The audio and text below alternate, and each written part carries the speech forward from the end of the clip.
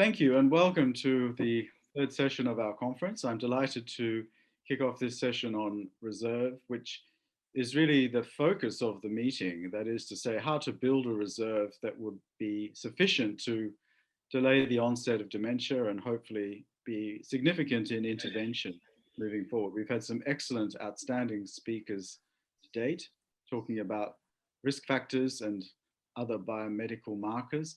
And today I think we should focus much more on the way in which we can actively promote the value of education specifically in the prevention of dementia. What I will do now is hand over to the chair of the session, Professor Maria Teresa Carteri from the University of Sao Paulo. And she is based in Hong Kong, currently the person coordinating the meeting, and she will be the chair of the session. I will oversee the upcoming questions and so on, but Teresa will now introduce the speakers and I'll hand over to Teresa immediately. Thank you, Teresa. Go ahead. Good evening, everyone. Good morning for those who are in a different time zone. It's a great pleasure to have you here. And I thank very much to our distinguished speakers for being present in this session. This conference is supported by the Research Grants Council of Hong Kong's Humanities and Social Sciences prestigious fellowship scheme awarded to Professor Brendan Weeks. We are going to start this session with a lecture from Professor Paulo Caramelli. Professor Caramelli, I'm going to introduce you. Professor Caramelli is a professor of neurology and coordinator of the Behavioral and Cognitive Neurology Research Group at the Faculty of Medicine of the Federal University of Minas Gerais in Belo Horizonte, Brazil. His research activities are focused on epidemiological, clinical, and translational studies on brain aging, cognitive impairment, and dementia, particularly Alzheimer's disease and frontotemporal dementia. He is vice chair and chair-elect of the Advisory Council of the Alzheimer's Association International Society to Advance Alzheimer's Research and Treatment. He's also a researcher from the National Institute of Translational Neuroscience, INCT, CNPq. His research activities are focused on the areas of behavioral and cognitive neurology and neuropsychiatry, with emphasis on studies on brain aging, cognitive impairment, and dementia. He has published more than 300 articles on those topics, and it's a great pleasure to have him here talking in this session reserve. Good evening, Paulo. I'm going to share now your pre-recorded talk. Thank you so much, Teresa. Hello, I'm Paulo Caramelli from Belo Horizonte, Brazil. First of all, I would like to thank Professor Brendan Weeks and Professor Maria Teresa Carteri for the kind invitation to participate in this interesting symposium. On a personal note, I'm very pleased to be here again with Professor Teresa Carteri, who I had the privilege to work with during her master's and PhD many years ago. I will talk to you on prevention of dementia in low and middle income countries, which opens a window of opportunities for those interested in intervention and also in research. I begin my presentation sharing with you the story of Hendrike van Andel Schippermeid. This lady, at the age of 1972, or in the year 1972, when she was 82 years old, she sent a letter informing that she wanted to donate her body after death. This lady lived in the province of Drenthe in the Netherlands, near Groningen. When she was 111 years of age in 2001, she found the letter that she sent, a copy of the letter, and she decided to call the university, asking if they were still interested in her frail body after death, because she believed that it was probably unuseful for scientific research or for teaching purposes. This contact led the research team to visit her, and they found an alert and assertive lady full of interest in the world around her, including national and international politics and sports. Her eyesight was very poor, but she listened to the news on the radio every hour. The team of researchers was able to make a brief cognitive assessment in May 2004, when she was 113 years and 10 months of age. Her mini-mental state examination was 26/30. She scored perfect in a cognitive screening test and had category fluency was 16 animals per minute. So what you see here is a very good example of what some people call superagers, people who reach over 8 years of age and maintain very good cognitive, especially memory abilities. And this lady was very lucky to experience such a good cognitive functioning until very late ages. She died one year after this, a little more than 1 year after this last interview. And this group of investigators published her case study in 2008, because apart from the very good cognitive condition, they found no sign of disease in her brain on autopsy. So here we see that it's possible to reach a very advanced age with maintaining very good cognitive functioning and also with no sign of disease. But unfortunately, as we all know, this is very rare. What is much more common though, is to, after a certain age, demonstrate or present some decline in cognitive function and ultimately dementia in many people. So this is slide shows the number of cases of dementia worldwide. This is a publication by WHO in 2012. And what I would like to show you, many of you already saw this figure before, is that the number of cases is increasing, but this increase is much important in low and middle income countries. So in 2010, we had 58% of dementia cases worldwide living in low and middle income countries. And by 2050, almost 70% of these individuals will be living in developing countries. Some years ago, we published this collaborative study of the available population-based studies of dementia prevalence in Latin America. So this relates to exactly to the figures I just showed you before, because we are talking here about several low and middle income countries. And by that time, we had 8 population-based studies from 6 countries: Uruguay, Chile, Brazil, 3 studies, Venezuela, Cuba, and Peru. And as you see, the prevalence of dementia rises exponentially with age, as in all other studies, even in Europe, North America, and Asia. And the prevalence of dementia among this population aged 65 years and older was 7%. Subsequently, Martin Prince and colleagues published a systematic review and meta-analysis of available studies on prevalence of dementia worldwide. And here, as you can see, the prevalence of dementia in Latin America ranks high among all the other regions of the world. Here we are talking about prevalence of dementia among individuals aged 60 years and over, and the prevalence in Latin America was found to be 8.5%.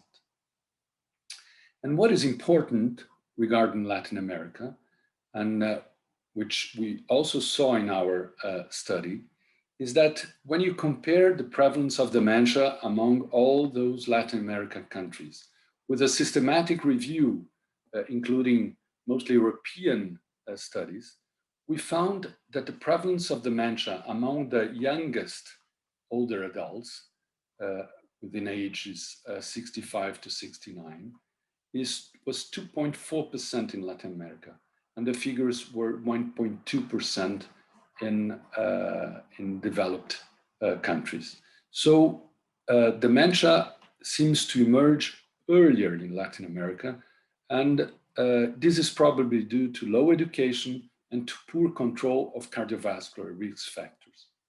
So this, of course, opens a very good opportunity of intervening with some of these risk factors to try to reduce dementia with time. Prevention of dementia has some key points. First of all, not all individuals develop dementia as they age. And the example from the Netherlands is, of course, an extreme one, but we know that many individuals live long and do not show dementia or cognitive decline. We know also that cognitive impairment in older adults is due to multiple mechanisms. Some studies have already shown that up to 25% of individuals aged 80 years or more have 4 different co-pathologies in their brain. It is based on autopsy studies. So it's very common to have Alzheimer's disease, vascular dementia, or the proteinopathies as people age. Third point, dementia symptoms emerge after decades of a long process. So they emerge very early and as subjective cognitive complaints, then mild cognitive impairment, and ultimately dementia, especially when you talk about neurodegenerative diseases such as Alzheimer's disease. So within this scenario, prevention of dementia is feasible. We need to remind that several vascular mechanisms are mediated through different factors that are listed in the slide, which could be modified. So these are modifiable factors. And at the right side, we also have some protective factors, which are mostly linked to brain and cognitive reserve that could be also, or that can be also modulated. In this publication from last year, this group of investigators made a very good job in reviewing all the available literature on prospective studies and also randomized controlled trials regarding prevention of Alzheimer's disease. As you can see here in this nice figure, the investigators, they organized the studies within the timeline of someone's life. And you can see in the bottom part, the protective factors, in the upper part, the risk factors. You have levels of evidence A and B in green and yellow respectively. And you can see here that these studies have shown with different levels of evidence, several protective and risk factors that can be modified in order to prevent dementia or to prevent Alzheimer's disease. In a similar way, you probably have also seen this figure from the group led by Professor Gil Livingston, who is also taking part in this conference. And they have published in the last version of this integrated information on prevention, intervention, and care of dementia, this figure about several risk factors that are modifiable throughout life, and estimations about if you eliminate each one of these factors, or if you eliminate all of these factors, how would be the percentage reduction of dementia prevalence. And as you can see, this is very high, this is 40%. Interestingly though, the same group of investigators did a study taking into account low and middle income countries. And here you can see Latin America, 6 countries, India and China. And as you see, the potentially modifiable factor, or the percentage reduction by this potentially modifiable factor, is larger than what they have published in the other study. So ranging from 40% in China to 56% in Latin America, because of the poor control of some of these factors in many of the countries within these regions. So I will try to show you some evidence, especially regarding studies we have conducted in the last years, about how we could tackle some of these risk factors. The first one is low education, which, as you see, is the major factor among all of them in all these continents, from 11 to 14% in terms of contribution to dementia. Low education, of course, is a chronic problem, needs lots of effort to be controlled. And it is interesting to see how education influences the risk of dementia and cognitive decline. This figure from UNESCO in 2016 displays well the magnitude of the problem. So as you see, 30 to 70% of the older adult population in low and middle income countries is illiterate. This varies a lot within regions, but especially in these areas, you see here, Asia, Latin American, Caribbean, Africa, and even in Oceania, the literacy rates are very low. In some of these regions, also youth literacy rate is low, but older adults are especially affected. And this has been also shown in our Latin American survey of 8 studies in 6 countries. And as you can see, the prevalence of dementia among literate people aged 65 years and older was 7%. And this was more than twice among illiterate people, so 15.7%. So dementia prevalence is 2 times or more than 2 times more frequent, more prevalent in Latin America, illiterates in comparison to literate people. It's interesting to see how education influences cognitive function and also brain structure. This is a very simple example of a study we have done many years ago, which I would like to share with you because the results are in some way unexpected. So within a population-based study, we took a sample of 745 individuals aged 65 years or over, within different levels of schooling, as you can see in the left hand of the slide. And here, what we asked these people to do within the whole cognitive evaluation was to do the 3 hand sequences of Luria that are shown here. This is a non-verbal task, and someone would expect that education would have no influence on this, on performance on this task. However, we asked the people to try to reproduce after 1 to 5 repetitions. And as you see, illiterate people, 10.5% were unable to reproduce the correct hand position sequence even after 5 demonstrations. Also low educated people non-illiterate had difficulties, but the numbers among illiterate were very, very high, impressive.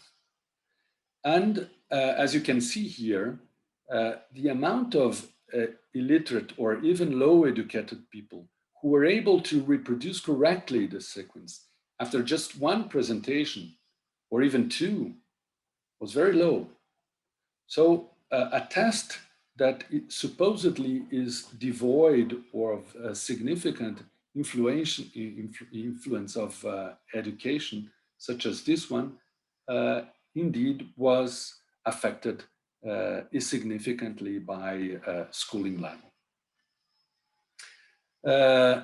In this other study led by Elisa Rezende in our group, we compared with 3 Tesla MRI and DTI analysis between, it was a case control study, between literate and illiterate people from another population-based study. Here it's a small sample, 21 literate and 10 illiterate people, but with similar age, distribution by sex, no one with dementia, some individuals, most of them cognitively healthy, some with cognitive impairment, no dementia. Of course, Mini-Mental scores were different among the groups. White matter hyperintensities and socioeconomic level were similar, but we found significant differences in terms of fractional anisotropy, which was higher in the right superior longitudinal fasciculus in the low educated individuals in comparison to the literate ones. And you can see that the low educated individuals, the literate individuals, are low educated, 3.4 years on average. So we know that education modifies cognitive function, has some effects on structure, and life experiences beside education also can modify the brain. So for example, on the left side of this slide, some examples of important studies well known in the literature showing, for example, larger hippocampal volumes in taxi drivers in London in comparison to bus drivers, or significant increase of volume change in the hippocampus in medical students who are training for the board, or in meditators in comparison to non-meditators. So different life experiences that modulate or modify the structure of the hippocampus. And in this other study also conducted by Elisa Rezende as part of her PhD, we compared volumes of hippocampus and the association with performance in an episodic memory test in people with 4 years or more of education and with people with less than 4 years. And when we analyze the data regarding the left hippocampus, we see that there's a difference between this association, which is significant among more educated people, but this association is lost among people with low education. And finally, and this is an ongoing project of Elisa as well, we are now conducting a late life literacy program among illiterate adults. So with participation of colleagues from the Faculty of Education of our university who teach adults who are illiterate, we are trying to see whether this late life literacy program change their cognitive function, different cognitive tests, and also structure and function with measured by MRI, including studies with DTI and also studies on functional cognitivity. The second part of my talk in terms of potentially modifiable risk factors focus on midlife and later life factors. So I will focus on hypertension, diabetes, and depression, which also are higher among many of these countries in comparison to developed countries. Hypertension is higher, the prevalence, diabetes somewhat higher, depression as well. In Latin America, the prevalence of high blood pressure and diabetes is shown in this table. And as you can see, in comparison, for example, with Canada and the United States, among men and women, the prevalence of hypertension is much higher. And also higher is the prevalence of diabetes among this population, or impaired glucose test or diabetes. In relation to hypertension, some studies have already shown very clearly that control of high blood pressure reduces the risk for dementia and also for Alzheimer's disease. So this is one study published 2 years ago in which the authors analyzed 6 population-based prospective studies. They did a meta-analysis with more than 31,000 individuals free of dementia at baseline. These individuals were aged 55 years or more at baseline, with a median follow-up from 7 to 22 years. And they found a significant reduction with any antihypertensive drug, different classes of drugs shown here, in individuals who were treated in comparison to those who were not treated. The numbers I just showed you were related to dementia, so a substantial and significant reduction of incident dementia. And here you see the figures for Alzheimer's disease, also a significant reduction.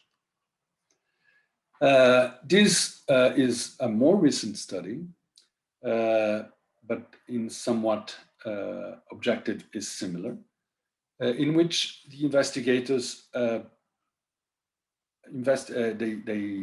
analyze data on incident dementia or cognitive impairment in general.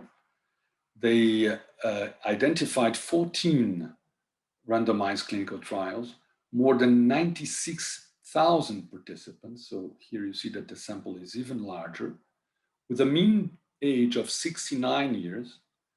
Around 42% of the participants were women, followed for around 49 months. And here again, you see a significant reduction in the incidence of dementia or cognitive impairment analyzed together. This is important because we know that in our countries, in low and middle income countries, and especially in Latin America, hypertension is poorly controlled, and the rate of the frequency of cerebrovascular burden is high.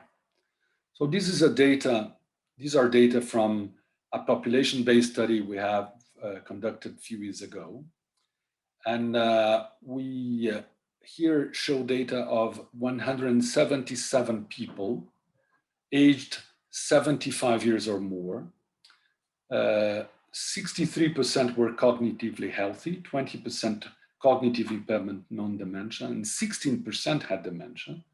You see the mean age and the mean schooling, which is in correspondence with the schooling of this particular age range in our country, as I have alluded to before.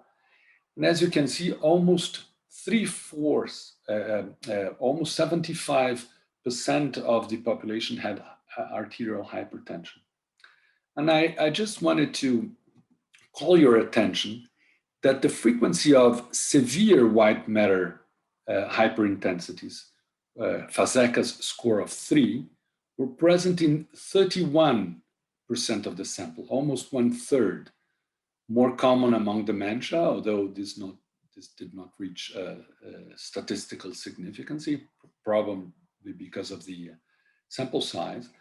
But it's impressive to see how even individuals who are cognitive healthy present significant changes, either severe changes, 1/4 of the cognitive healthy individuals, and 32% of those who had moderate white matter hyperintensities. And this also relates to findings from autopsy studies. This is a very large study from the University of São Paulo, Brazilian Brain Bank, in which the authors analyzed 1,092 brains of individuals who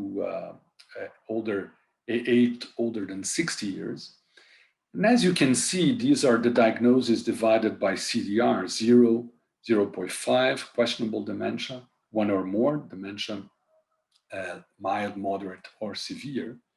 And you can see that the prevalence of vascular dementia in red is larger among people with dementia, CDR 1 or more, than the prevalence of Alzheimer's disease, or not large, but larger, but similar to what you find for Alzheimer's disease. And if you consider vascular dementia in association with Alzheimer's disease in blue, so if you combine vascular dementia with mixed dementia, AD plus cerebrovascular disease, the rate is greater.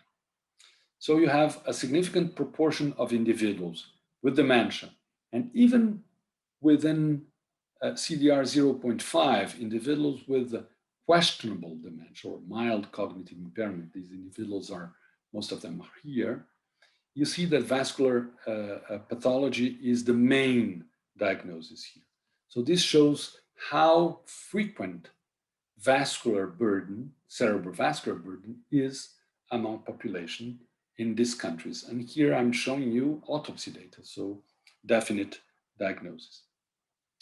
The second early or late life modifiable risk factor, or middle or late life modifiable risk factor, is diabetes.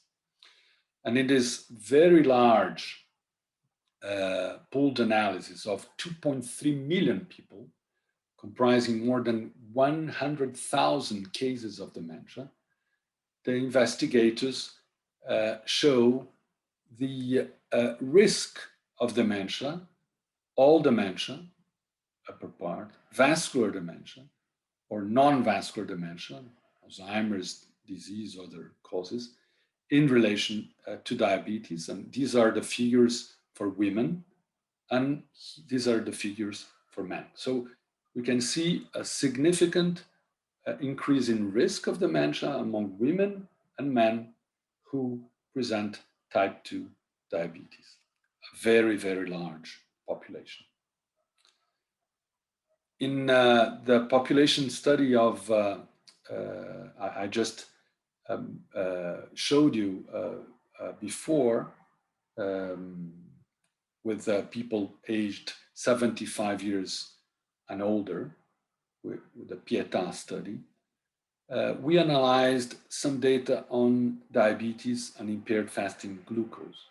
These are part of the masters of Ana Paula Borges Santos, who is here in the picture, and a population of 350 people with a mean age of 80 years and a mean education of 2.8 years, again, a low education level. Impaired fasting glucose was observed in 42% of the population, and diabetes mellitus in 24%. What is important is that within this population, lack of knowledge of the diagnosis of diabetes mellitus was observed in 27%, a very high number. And among those individuals who had diagnosis, who knew the diagnosis, lack of treatment in 39%. So this illustrates very well the magnitude of the problem. It's not only a significant risk factor for dementia, but it's very poorly diagnosed and poorly controlled in our older adult population.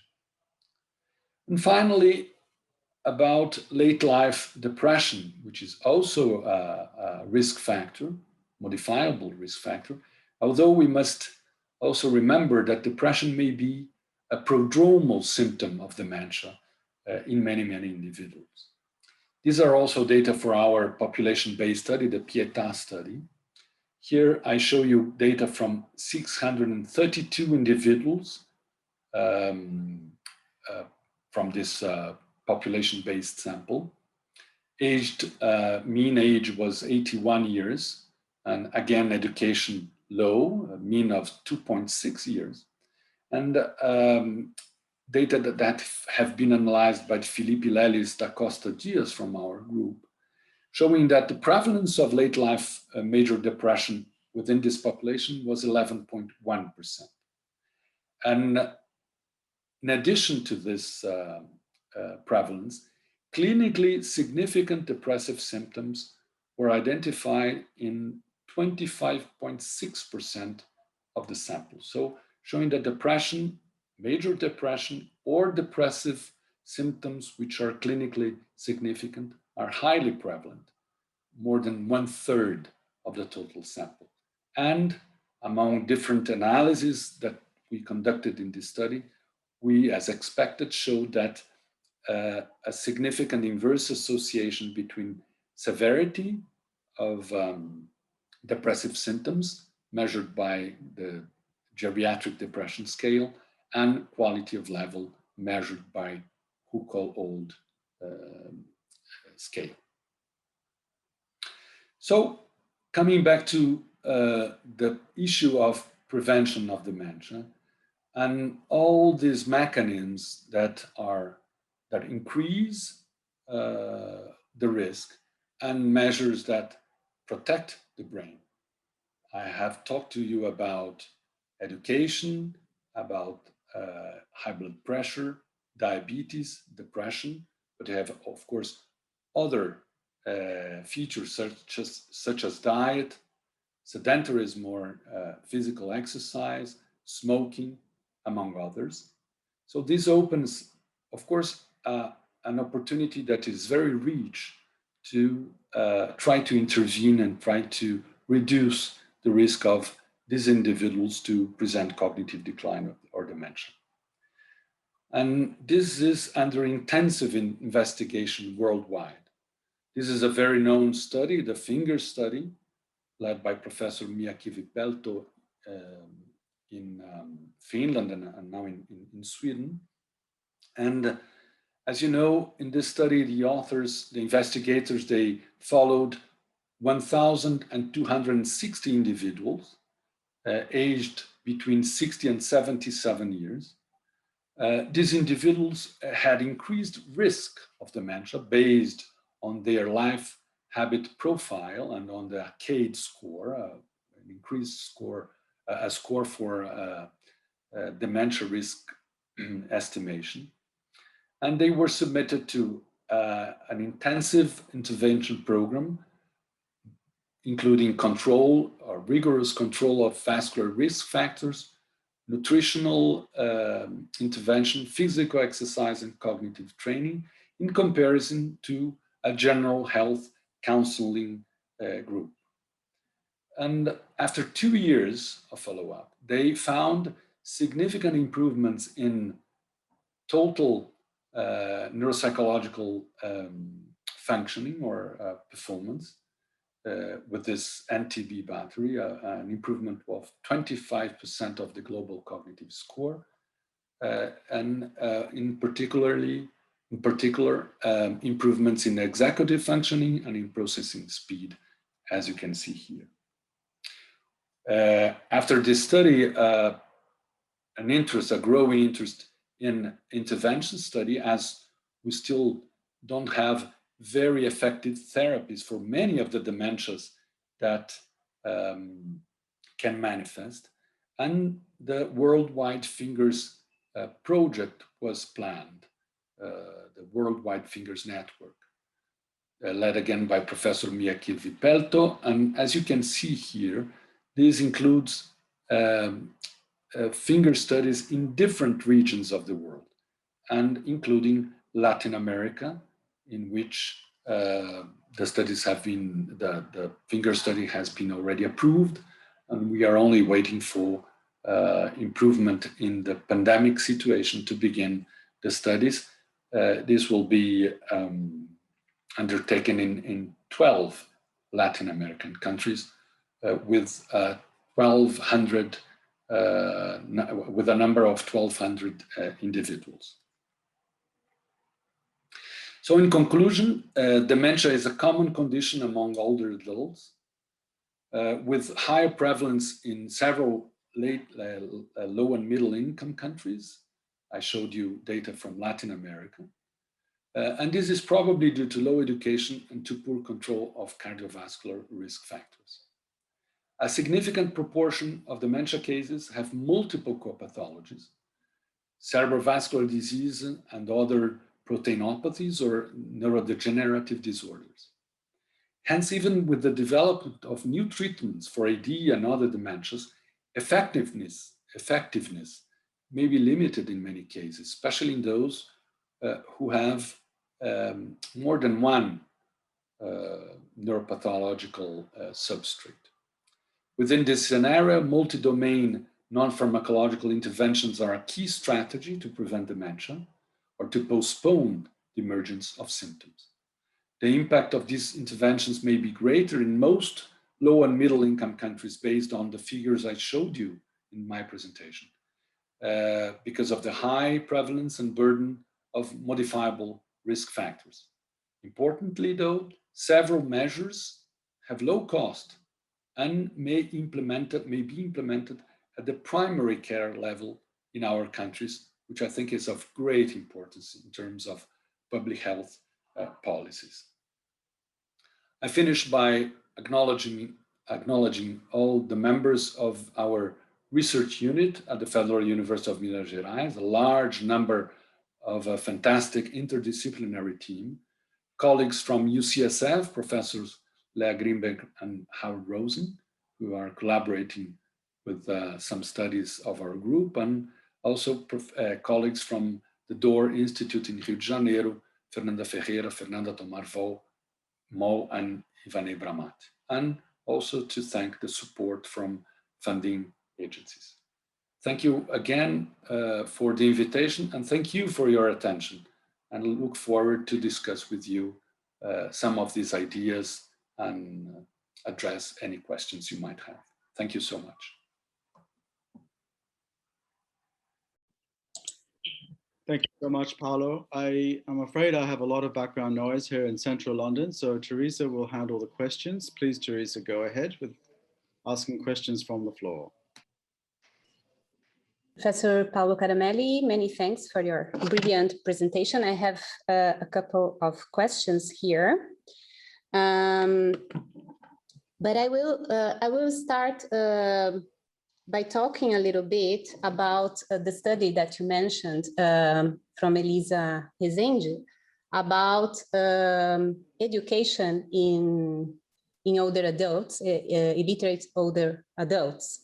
Yesterday we had a talk from Thomas Bach where he mentioned that we should focus more in strategies or engaging in activities that require more semantic memory rather than episodic memory, as our episodic memory is declining. So I am a bit curious to know about, as it's doing in partnership of the Faculty of Education, about the types of, or the plan in this study is ongoing, how about the methodologies or how this study is being doing, and the challenge of doing longitudinal studies of this type, facing all this scenario that you brought here in your presentation.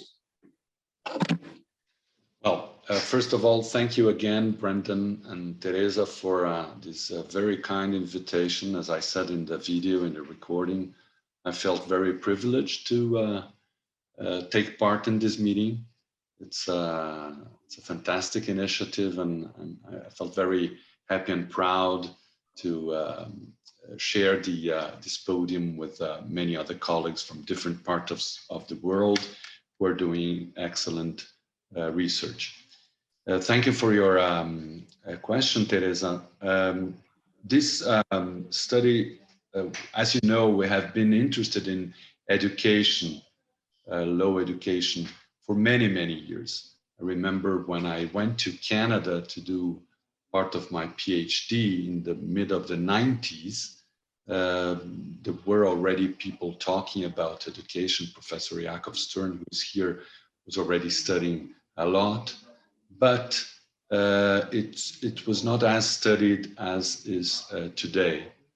And interestingly, in Canada, where the mean educational level was high, we, in a small study, we were able to show, for example, how education influenced the cognitive profile with people with Alzheimer's disease dementia. Of course, coming back to Brazil, we had the chance of exploring much more in detail and in depth these features, as unfortunately our population has a very heterogeneous educational level. And as you know, and as I have shown, among older adults, the mean educational level is still low. And even among people who are educated, non-illiterate people, the functional illiteracy is high. And Teresa has done a very nice job, a very nice study some years ago about this feature, this topic. So the study we are conducting now with Elisa, with an important support from colleagues from UCSF, as well from our Faculty of Education here, is to nest a study within a program that already exists in Brazil, in several parts of the country, which is a program focusing on education of older adults. So people who are illiterate or very, very low educated. As you know, in Brazil, we have people who had learned to write and read, but since they have not used this so much, they have lost this ability. So what these programs already do, either within a university or some school, private schools who offer this at no cost, is to gather people and make them learning to read and write besides other disciplines. So we are benefiting from a strategy, a project that already exists. We are not interfering with the education strategy. We are just doing a full cognitive examination before. Then this new study will be a randomized controlled trial. So we have a waiting list and people who go directly to the educational program, and they will be assessed before with the cognitive examination, as I mentioned, with MRI. And then after some months, 6 months, they will be re-evaluated, cognitive and imaging. And we'll re-evaluate also the control group who is waiting to begin the education. So we are not interfering with the method of education, but I agree with you that this idea of that Thomas Bach mentioned is very interesting as well. Thank you. Thank you for your response. We have a question here from Professor Lilian Hubner in Brazil. And she's also, thank you for your wonderful talk. Do you think we could have a more incisive influence in policies to improve education and literacy in Latin America, specifically in Brazil? Shouldn't specialists, researchers try to create a team to work on it? This is not exactly a question, it's a food for thought. Well, thank you, Lilian, for this comment and question. I totally agree with you. I believe this should be done in Brazil, in Latin America, and in every study where education and low education is an issue. I figure out that not only it's the question of the number of years of education, but also the quality of education. This is something that has worried me in the last years, because I'm feeling that in comparison to 20, 40, 50 years ago, where education from public schools and private schools were almost at the same level. We had very, very good public schools, and the quality of the education was very good. But with time, for different reasons that I would not have time to discuss here, this difference has increased. So today, you still have some public schools who are good, but these numbers are going down, and the quality of education among private schools is better. So this is another problem. We already see people, middle-aged, older adults, with the same numbers of years of schooling, but with different kind of instruction, formal instruction, and performance in cognitive tests, so to speak. So I agree with Lilian. This is not a neurological problem. It's a much larger problem that touches science, education, social programs that would need to be tackled.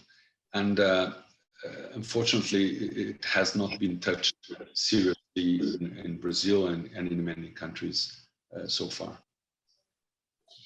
I would like to comment on that thought. You were talking about functional illiteracy, and in your talk you mentioned a lot how the diagnosis of the diabetes and hypertension there is a room to work for improvement. Yes. And related to what you were talking, also I believe the control of this disease is not only better treatment, pharmacological treatment, but education also has an impact on how these populations deal with this chronic disease. So it affects in multiple levels. Perfect. I could agree no more. In fact, and you have studied this, when you study functional literacy, you can use tests of health functional literacy, which measure the capacity of an individual, for example, to follow a prescription from a physician, or to attend medical consultations, or to go to do ancillary tests and so on. And low educated people have difficulties in understanding. So I agree with you that certainly besides the still low frequency of diagnosis in some regions, in some cases, even among people who are diagnosed, either because they have poor access to medical attention, but sometimes because they do not understand how important it is to follow the regular treatment, how they should take their pills, their medicines, and so on. So this has a huge impact on treatment adherence and quality and effectiveness of treatment. You are totally right. I agree with you, and also again with Lilian, that we should have a program, a national program, serious, based on science, that should address this question. This, of course, besides all the impacts, positive impacts, would have an impact also in better health of our population as a whole. I have a question here from Shenzhen. What are the most neglected areas of investigation in the study of dementia in low and middle income countries? Thank you for this question. I think that the number and the quality of studies, fortunately, in many of these countries have increased steeper in the last 1 or 2 decades. One thing that I believe it's important, especially now that biomarkers have been developed and are in place in many places, in place in many countries, is to increase the number of data from with biomarkers within this diverse population in terms of ethnicity, in terms of social and educational background.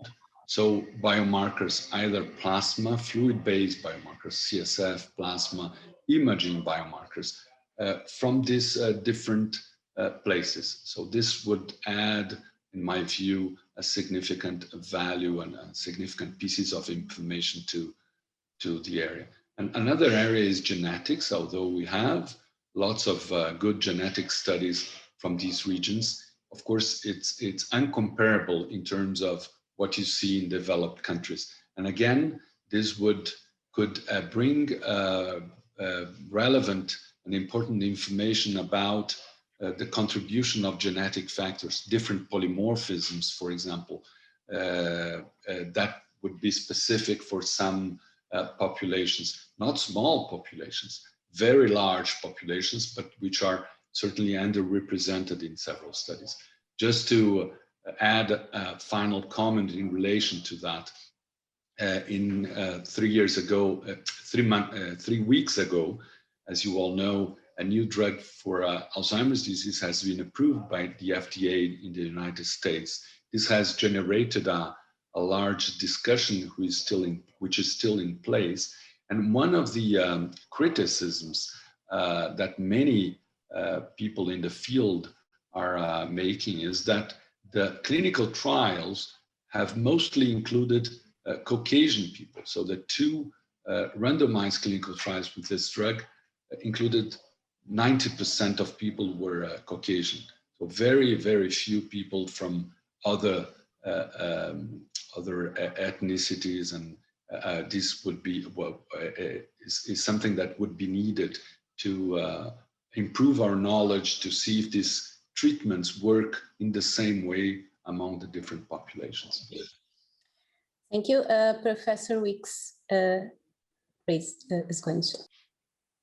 Thank you so much, Paulo. I want to draw us back to the Greater Bay Area, if I may, and just make a couple of points. First of all, on the issue of literacy, whereby there is clearly in your data a very obvious trend towards greater literacy in the young. And that is certainly true in Hong Kong, where literacy is an absolute premium for all levels of attainment, both educational, but also occupational and in many other cultural aspects of life for the young. However, in Hong Kong, it is a multiliterate culture, which means that not only is Roman alphabet used through English instruction, but we have traditional Chinese characters as well as simplified Chinese characters, which became available after the reform introduced by Chairman Mao in the 70s. So the point I wish to make, if I could, is that education is tied up with literacy, but specifically in the Greater Bay Area, we have evidence of longevity, also some evidence of greater brain maintenance in Hong Kong seniors. And the correlation with literacy, I believe, is a critical one for us to examine more closely, specifically in terms of the reserve it offers for potential protection against dementia.